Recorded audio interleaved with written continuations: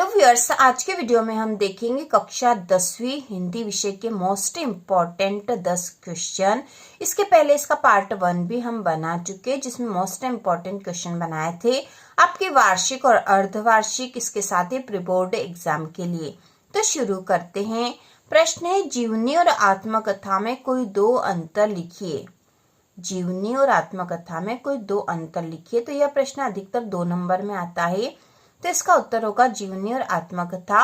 जीवनी में हम लिखेंगे जीवनी किसी महापुरुष के जीवन पर लिखी जाती है, जबकि आत्मकथा में आत्मकथा स्वयं के जीवन पर लिखी जाती है। दूसरा अंतर होगा जीवनी में लेखक तटस्थ होता है, जबकि आत्मकथा में लेखक तटस्थ हो यह आवश्यक नहीं।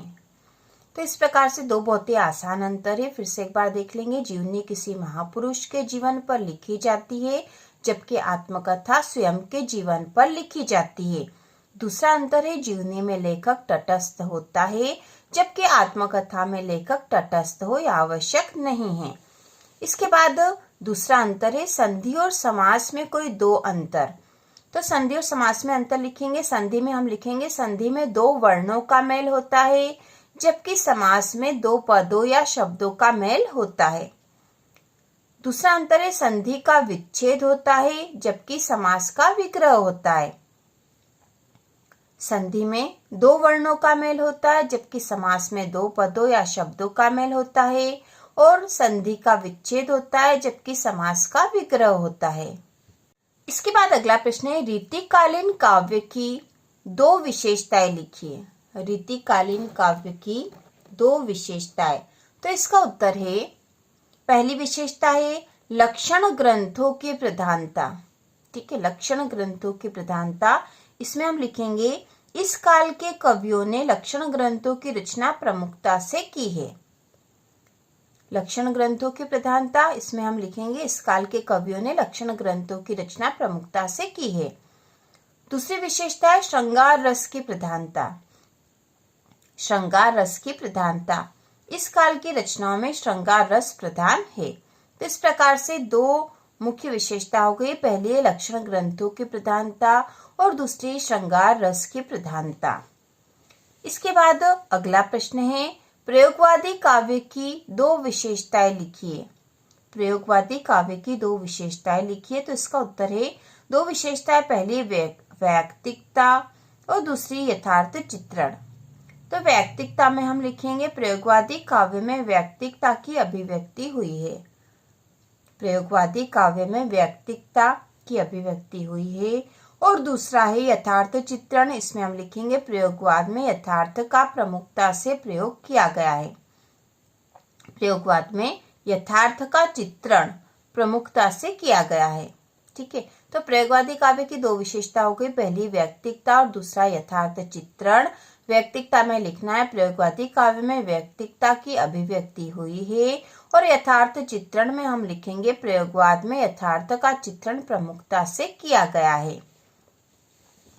इसके बाद अगला प्रश्न है, गोपियों के अनुसार राजा का धर्म क्या होना चाहिए।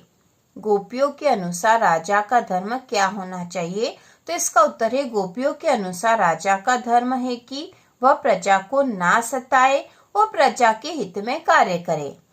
गोपियों के अनुसार राजा का धर्म है कि वह प्रजा को ना सताए और प्रजा के हित में कार्य करे। इसके बाद अगला प्रश्न है, गद्य की प्रमुख व गौण विधाओं के नाम लिखिए। गद्य की प्रमुख व गौण विधाओं के नाम लिखिए। तो कभी कभी इसमें से केवल प्रमुख विधाएं भी पूछ ली जाती है कि गद्य की प्रमुख विधाएं लिखिए, या गद्य की 4 प्रमुख विधाएं लिखिए, इस तरह का भी प्रश्न आ सकता है। और गद्य की गौण विधाएं लिखिए, इस तरह का भी प्रश्न आ सकता है। तो इसका उत्तर है गद्य की प्रमुख विधाएं। तो गद्य की प्रमुख 6 विधाएं होती है। ठीक है, गद्य की प्रमुख विधाएं 6 होती है। वो है निबंध, कहानी, उपन्यास, एकांकी, नाटक और आलोचना। ये 6 गद्य की प्रमुख विधाएं हैं। निबंध, कहानी, उपन्यास, एकांकी, नाटक और आलोचना। इसके बाद है गद्य की गौण विधाएं। तो गद्य की गौण विधाओं में है संस्मरण, रेखाचित्र, आत्मकथा, जीवनी, रिपोर्टाज, साक्षात्कार आदि। मतलब इसके अलावा भी हैं। संस्मरण, रेखाचित्र, आत्मकथा, जीवनी, रिपोर्टाज, साक्षात्कार आदि। इसके बाद अगला प्रश्न है, राम लक्ष्मण परशुराम संवाद पाठ के आधार पर लक्ष्मण के स्वभाव की कोई दो विशेषताएं लिखिए। ठीक है, लक्ष्मण के स्वभाव की दो विशेषताएं हमसे पूछी है। तो इसका उत्तर है, पहली विशेषता वीर योद्धा और दूसरी तर्कशील। तो वीर योद्धा में हम लिखेंगे, लक्ष्मण वीर योद्धा है, वे परशुराम से निडरता से अपनी वीरता के बारे में बताते हैं। पहला वीर योद्धा, लक्ष्मण वीर योद्धा है, वे परशुराम से निडरता से अपनी वीरता के बारे में बताते हैं। दूसरा है तर्कशील, लक्ष्मण तर्कशील है, परशुराम को वे तर्क के साथ उत्तर देते हैं। तो इस प्रकार से लक्ष्मण के स्वभाव की दो विशेषताएं हैं। पहली है वीर योद्धा, लक्ष्मण वीर योद्धा है, वे परशुराम से निडरता से अपनी वीरता के बारे में बताते हैं। और दूसरी विशेषता तर्कशील, लक्ष्मण तर्कशील है, परशुराम को वे तर्क के साथ उत्तर देते हैं। इसके बाद अगला प्रश्न है, बच्चे की दंतुरित मुस्कान का कवि नागार्जुन के मन पर क्या प्रभाव पड़ा। बच्चे की दंतुरित मुस्कान का कवि नागार्जुन के मन पर क्या प्रभाव पड़ा। तो इसका उत्तर है, बच्चे की दंतुरित मुस्कान को देखकर कवि नागार्जुन का मन अत्यधिक प्रसन्न हो जाता है। बच्चे की मुस्कान उन्हें जीवन का संदेश देती है। उस मुस्कान से कठोर मन भी पिघल जाता है। फिर से देख लेंगे एक बार से फिर इसका उत्तर, बच्चे की दंतुरित मुस्कान को देखकर कवि नागार्जुन का मन अत्यधिक प्रसन्न हो जाता है। बच्चे की मुस्कान उन्हें जीवन का संदेश देती है। उस मुस्कान से कठोर मन भी पिघल जाता है। इसके बाद अगला प्रश्न है, कवि सूर्यकांत त्रिपाठी निराला की आंख फागुन की सुंदरता से क्यों नहीं हट रही है। कवि सूर्यकांत त्रिपाठी निराला की आंख फागुन की सुंदरता से क्यों नहीं हट रही है। तो ये आपकी पाठ्य पुस्तक के पाठ अट नहीं रही है से प्रश्न है, और इसके कवि सूर्यकांत त्रिपाठी निराला, इनकी दो रचनाएं हैं, उत्साह और अट नहीं रही है। तो प्रश्न जो है, कवि सूर्यकांत त्रिपाठी निराला की आंख फागुन की सुंदरता से क्यों नहीं हट रही है।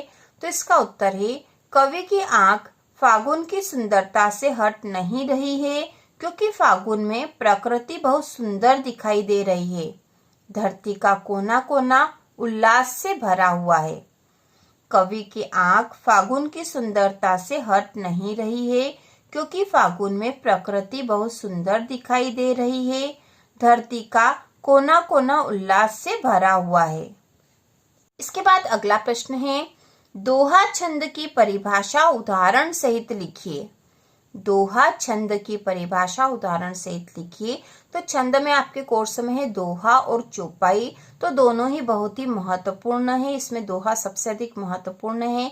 कभी कभी वैकल्पिक प्रश्न में भी यह प्रश्न आ जाता है कि इसके पहले और तीसरे चरण में कितनी मात्राएं होती, यह भी पता होना चाहिए।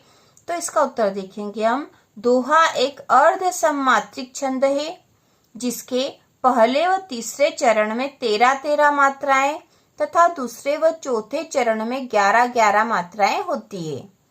दोहा एक अर्ध सममात्रिक छंद है, जिसके पहले व तीसरे चरण में 13 मात्राएं तथा दूसरे व चौथे चरण में 11 मात्राएं होती है।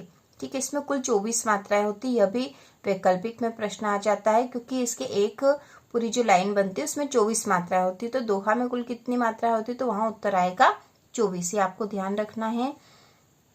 फिर से देख लेंगे, दोहा एक अर्ध सममात्रिक छंद है, जिसके पहले व तीसरे चरण में 13 मात्राएं तथा दूसरे व चौथे चरण में 11 मात्राएं होती है। उदाहरण है, रहीमन पानी राखिए, बिन पानी सब सुन, पानी गए न उबरे, मोती मानस चुन।